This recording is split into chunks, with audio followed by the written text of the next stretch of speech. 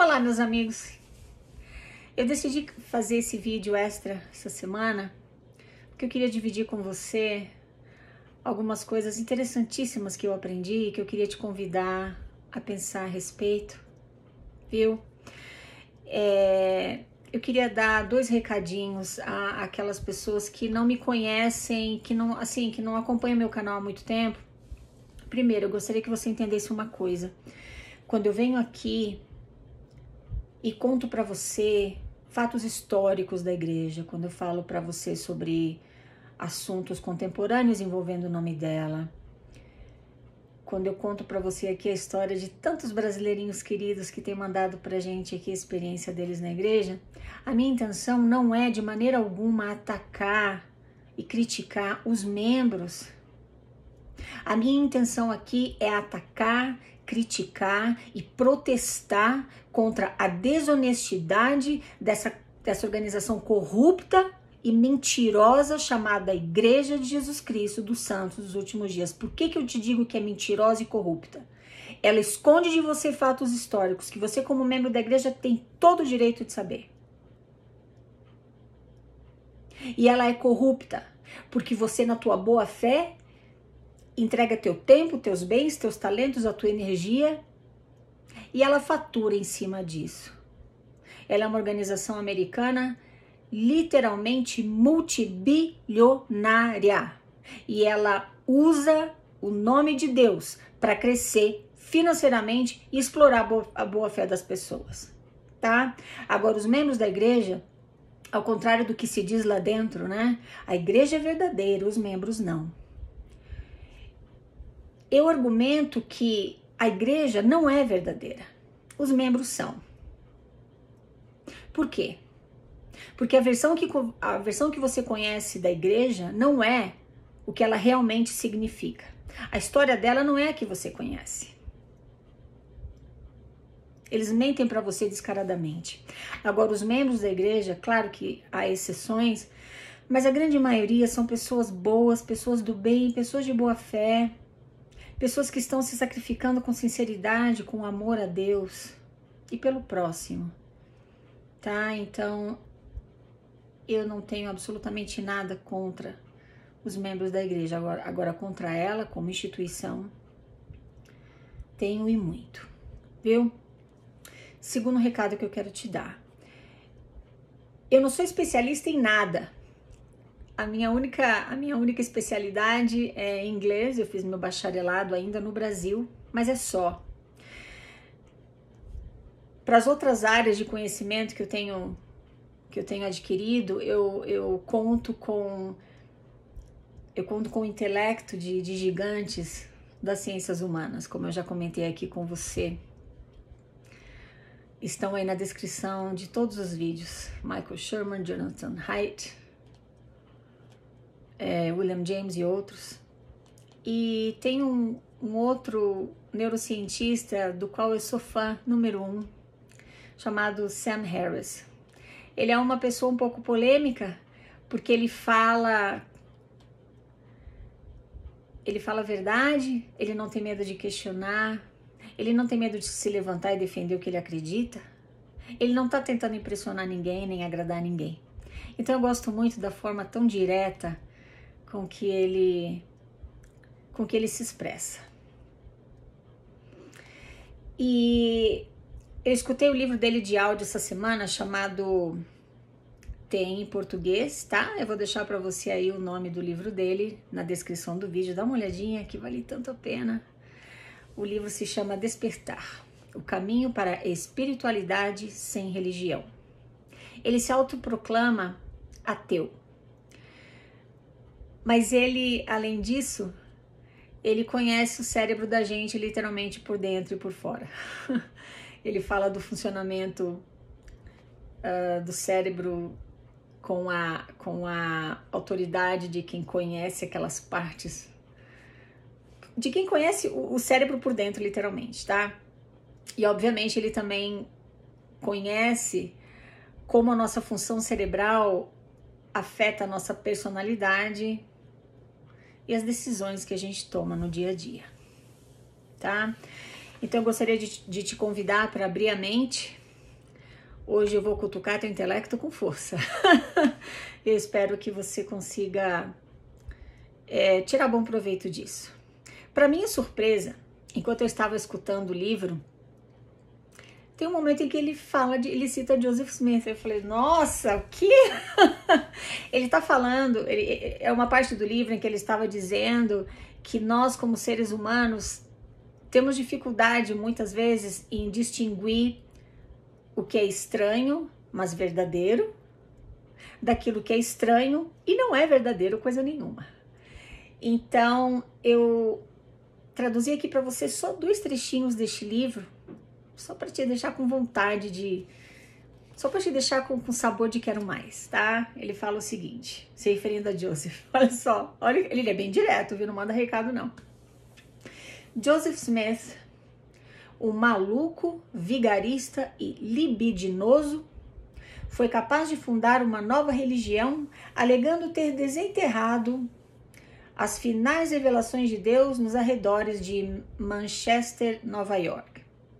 Escrito em, ele coloca entre aspas, egípcio reformado em placas de ouro.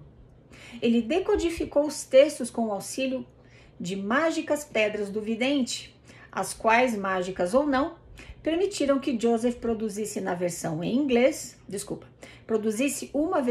inglês a palavra de Deus, que é um embaraçoso pastel de plágios da Bíblia e patéticas mentiras sobre a vida de Cristo na América. O resultado final desses absurdos e tabus sobrevive até hoje.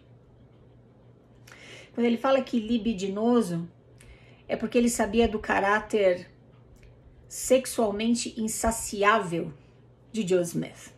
Então, ele muito provavelmente leu a Bíblia, ele leu o livro de Mormon, porque ele fala com muita propriedade a respeito. Isso aqui é para despertar em você a vontade de você querer conhecer o caráter do profeta da restauração, como alegado pelo mormonismo, fazer as tuas próprias pesquisas, ao invés de simplesmente respeitar e testificar daquela versão polida e puritana que a igreja criou para você de Joseph, que não tem nada a ver com o que ele realmente era. Então, eu espero que você tenha vontade de estudar quem ele realmente foi. E para você que faz parte de qualquer outra religião ou culto, deixa eu te falar uma coisa antes que eu esqueça. Numa live que eu fiz com o professor Daniel Gontijo, um querido comentou no canal dele o seguinte: a palavra seita é considerada hoje em dia um termo pejorativo no meio acadêmico, então o termo usado para seita é culto. Inclusive essa como é que fala? É a tradução em inglês também, para seitas, é culto, tá? Então eu não vou mais falar a palavra seita, quando eu falar a palavra culto, é isso que eu quero expressar para você. Então tá. Então se você faz parte de qualquer outra religião ou culto, eu espero que você não tenha medo de buscar conhecer o caráter do fundador daquela seita. Eu falei, tá vendo? Falei que não ia dizer, né? Já tô falando, desculpa. Fundador daquele culto. Porque todo fundador de uma religião, ele teve uma experiência espiritual incrível, ele foi chamado para uma missão especial na Terra. E muito provavelmente, como no caso da Igreja de Jesus Cristo dos Santos, nos últimos dias, eles poliram a imagem desse fundador, para você acreditar que aquela pessoa realmente fundou aquela igreja ou aquele culto, tendo revelações e instruções diretas de Deus. Cuidado com isso. Então tá. Ele continua falando o seguinte: as piores ideias continuam florescendo e ainda são transmitidas no mais puro formato às crianças. Ele está se referindo a religiões e cultos quando ele fala isso, tá? Qual é o significado da vida? Qual é o nosso propósito na Terra? Essas são as maiores falsas questões da religião. Nós não precisamos respondê-las, pois elas são muito mal colocadas. Mas todos nós podemos viver as respostas da mesma forma.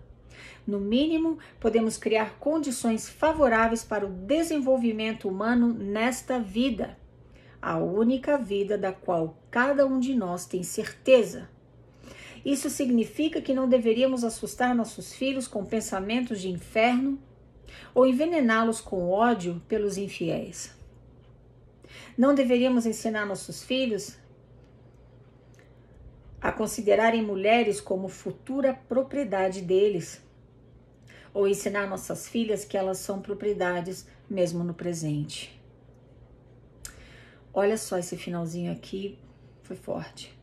Muitos seres humanos, desde o momento em que falam a primeira palavra, são roubados do direito de pensarem por si mesmos devido ao fanatismo dos pais. Nossa, eu gostei muito disso, porque eu imagino que não seja exclusividade do mormonismo trazer aquelas 3 perguntas. De onde viemos? Por que estamos aqui? Para onde iremos após a morte? Por que Sam Harris fala que essas perguntas são muito mal colocadas pela religião? Porque eles vão te responder essas perguntas e vão falar para você o seguinte: você veio de tal lugar, o propósito da tua vida aqui é este aqui, e você vai para tal lugar depois da morte. No caso do mormonismo, vão para um tal de um reino celestial. Acontece o seguinte: para você chegar lá, você tem que viver a tua vida desse jeito aqui que eu tô te dizendo que você tem que viver. Agora você vai ter que seguir as normas, as regras, os absurdos e os tabus que aquela teologia ou filosofia tem para te oferecer.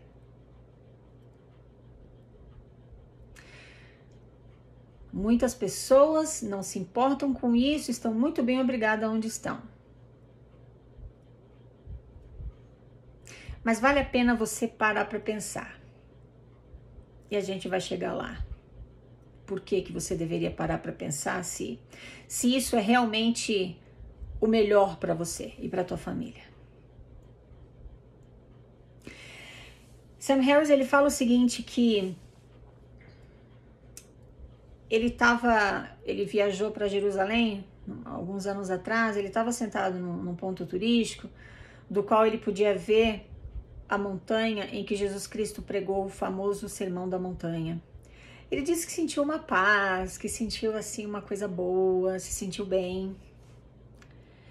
E ele disse que ele, como ateu, ele considerou aquele momento e aqueles sentimentos que ele teve como um momento de reflexão, de introspecção, que fez bem a ele. Aí ele falou o seguinte, porque ele é um ateu, ele se sentiu assim. Aí ele falou, se você fosse um cristão e estivesse ali e tivesse sentido o que eu senti, a tua interpretação seria a seguinte: aquilo era o Espírito Santo testificando para você sobre a divindade da missão de Jesus Cristo. Se ali fosse um hindu, por exemplo, e sentisse aquilo que ele sentiu, ele ia acreditar que é Ganesha, ou um dos outros deuses do hinduísmo, que estava com ele ali naquele momento. Então ele disse que dependendo da tua crença ou da tua religião, algumas experiências que você tem no dia a dia, elas vão confirmar a tua fé. Porque o teu cérebro vai interpretar e acomodar aquela experiência de acordo com aquilo que você acredita.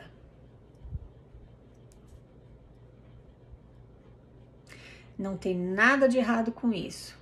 Agora você precisa prestar atenção e entender que é assim que funcionam as experiências espirituais. Eu vou te dar um exemplo. Eu, quando era membro da igreja, Quando eu tinha uma experiência como essa que Sam Harris teve e que eu acreditava que era o Espírito Santo me tocando, confirmando a veracidade de algo para mim, eu acreditava que aquele sentimento, aquela experiência estava vindo de Deus. Era uma confirmação do Espírito Santo dizendo para mim que aquelas coisas eram verdadeiras. Afinal de contas, eu fazia parte da única igreja verdadeira. Agora, quando eu escutava alguém contar alguma outra experiência, alguém de uma outra denominação religiosa, eu tinha a prepotência de pensar: coitada ou coitado, ele está sendo enganado por Satanás. Essa experiência não veio de Deus.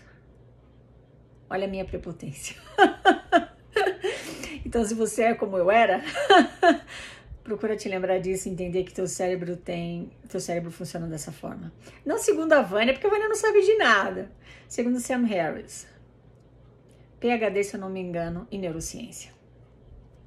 Tá? Então você pode ter suas experiências espirituais, você pode ter a confirmação da tua fé, tudo bem, mas você vai ter que entender que aquela pessoa que não tem a mesma fé que você também vai ter as mesmas experiências na fé e na religião dela, tá? Por que eu te falei que você precisa tomar cuidado com essas perguntas? De onde viemos? Por que estamos aqui? Para onde iremos após a morte? Você precisa ter cuidado com as respostas que você vai receber na tua religião ou no teu culto. Desculpa. Porque agora você vai viver a tua vida daquele jeito. E o que acontece é que todas as religiões, cultos e filosofias têm certeza que as suas respostas estão certas. O mormonismo tem certeza absoluta que eles estão certos. Os membros da igreja.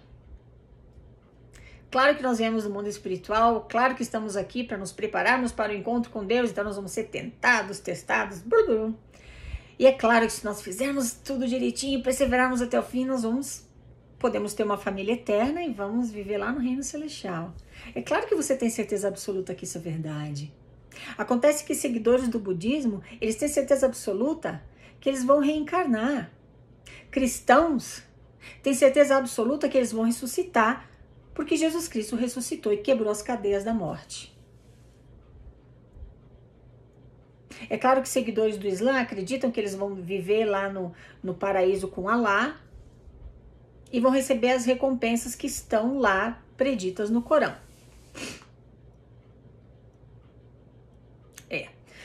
Todos têm a certeza absoluta das suas verdades, do que vai acontecer depois da morte. Então, como Sam Harris muito bem coloca aqui, é que no mínimo, independente da crença e religião que nós temos, no mínimo, podemos criar condições favoráveis para o desenvolvimento humano nesta vida, a única vida da qual cada um de nós tem certeza. Então tá, essa vida a gente sabe que é real porque a gente está aqui. O que vai acontecer depois da morte, cada culto e religião tem a sua resposta, da qual eles têm absoluta certeza. Então, na dúvida, vamos procurar criar condições para o desenvolvimento humano. Como é que nós fazemos isso? Nós não vamos criar nossos filhos, como ele fala aqui, acreditando em inferno, acreditando que se eles viverem de uma determinada forma, eles vão para um tal de um paraíso, ou no caso da igreja mórmon, para o reino celestial. Você não vai criar teus filhos ensinando a eles que mulher é propriedade, mulher é recompensa. Você não vai criar tuas filhas acreditando que elas foram criadas para serem escolhidas e não para escolherem. Elas são propriedades. No caso da igreja mórmon, por exemplo, eles são ensinados, os homens são ensinados que lá no reino celestial eles vão ter várias esposas. Elas não vão poder escolher. Elas vão ser escolhidas por ele. Aqui, por exemplo, nessa vida, você casa no templo, se você é homem e ficou viúvo 1, 2, 3 vezes, você pode se casar de novo no templo com tantas mulheres quantas você puder. Por quê? Porque você vai ter todas elas lá no reino celestial. entre aspas. Agora com a mulher não funciona assim. Ela casa no templo, ela fica viúva. Ela pode até casar de novo no civil, mas para casar no templo com outro homem, não, porque ela vai ficar já lá com o primeiro marido. Se ela quiser cancelar o primeiro selamento para se selar o segundo esposo, ela até pode. Mas ó, a burocracia é tremenda. Porque ela tem que receber autorização assinada pela primeira presidência, que por coincidência são 3 homens. Então mulher na igreja mórmon é propriedade. E em muitas outras igrejas e cultos também. Que triste viver assim. Muitos seres humanos, desde o momento em que falam a primeira palavra, são roubados do direito de pensarem por si mesmos devido ao fanatismo dos pais.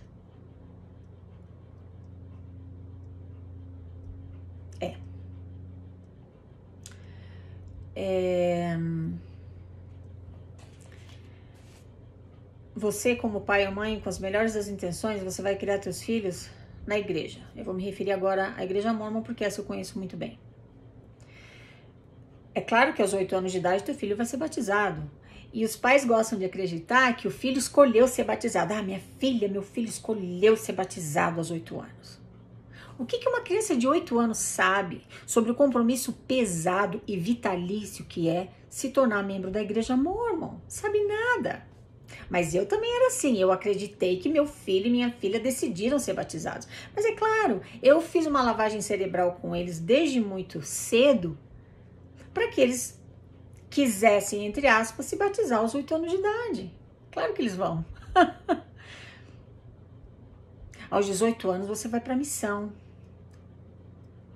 O filho já é criado dessa forma. Literalmente, a lavagem cerebral é feita dentro de casa também como um reforço.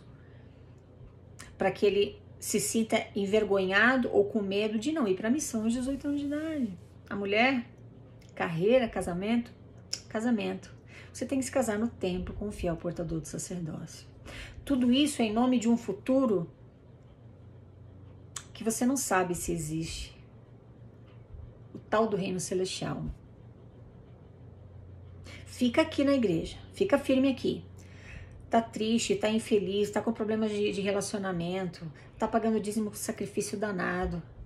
Não faz mal, fica aqui, vai pra igreja, aceita todos os chamados, continua sacrificando, tenha fé. Porque um dia você vai receber recompensa lá no reino celestial e tudo vai ficar bem, vai ter valido a pena o sacrifício que você fez aqui. Olha o perigo de você aceitar as respostas que a religião tem para te dar em relação ao propósito da vida. Para encerrar, eu estava assistindo um filme outro dia, filme de guerra baseado em fatos reais. Então você tinha ali 2 capitães, um americano e um local. Eles estavam no Oriente Médio. Eles uniram forças para lutarem contra um grupo terrorista religioso daquela região. Para eles chegarem na cidade que eles precisavam chegar, eles iam ter que passar por um território que afunilava, e ali tinha homens armados para defender para impedir outras pessoas de passarem, outras pessoas que não fossem da mesma fé deles, passassem e cruzassem o caminho. Então esses 2 capitães, aquele local e o americano, eles estavam conversando sobre estratégias para atravessarem aquele território e não serem dizimados, porque aqueles homens estavam fortemente armados, obviamente. Então, o americano falou pro capitão local, falou para ele, olha, vamos fazer o seguinte, a gente pode solicitar X tanques de guerra, esse tipo de armamento, e aí ele disse, porque se nós entrarmos lá tão fortemente armados quanto eles, para cruzarmos o território, como o nosso número vai ser maior que o número deles, eles não vão querer, eles não vão arriscar morrer, eles vão acabar deixando a gente passar, porque vão ficar intimidados, vão se sentir intimidados por nós. O capitão local falou para ele o seguinte, você precisa entender uma coisa, de onde você vem Vocês valorizam a vida mais do que a morte. Mas aqui, esses homens, eles valorizam muito mais a morte do que a vida. Porque a vida deles aqui não tem nada. É só tristeza e dor. E eles acreditam que se eles morrerem pela fé que eles têm, eles vão receber uma recompensa lá no reino de Alá. Então eles não pensam duas vezes em colocar a vida deles na linha de fogo. E eu fiquei pensando sobre aquilo e eu cheguei à conclusão de que, enquanto eu era membro da igreja, eu valorizava a morte mais do que a vida. Claro que não de uma forma radical como esse grupo que eu te comentei, mas eu estava sempre com a visão na eternidade, porque é assim que você é ensinado na igreja. Como eu falei, tá ruim aqui, não tem problema. O casamento não tá dando certo, te traiu, perdoa, releva, lá. Continua se esforçando, continua lutando, você tá aqui super infeliz. Nada tá dando certo. Você não tá recebendo as bênçãos que acreditou que receberia. Mas fica calma, Deus tá te testando. Ele tá te provando. Um dia você vai receber toda essa recompensa no reino celestial e esse sacrifício que você fez aqui vai valer a pena. Eu sei que eu já falei isso, mas eu tô te repetindo. Porque essa é a mentalidade na igreja mórmon e talvez seja na igreja a qual você frequenta. Isso, na minha opinião, é sim valorizar a morte mais do que a vida. Fica aí para você pensar, viu? E eu espero que você chegue às próprias conclusões. Será que você valoriza também a morte mais do que a vida? De quantos relacionamentos você abriu mão porque aquelas pessoas agora não acreditam mais nas mesmas coisas que você, se afastaram da igreja? Será que isso não é, como Sam Harris fala aqui, será que isso não é ódio pelos infiéis? Onde é que tá aqui? Eu queria achar. Será que isso não é um ódio pelos infiéis disfarçado de autopreservação? Será que você se relaciona com as pessoas pelo que elas são ou pelo que elas acreditam ou deixam de acreditar? Fica aí para você pensar, tá bom? Não precisa ter medo de questionar, não precisa ter medo de estudar, de buscar conhecimento onde quer que esteja. É isso aí. Muito obrigada por me escutar, meus queridos. Falamos na próxima. Tchau, tchau.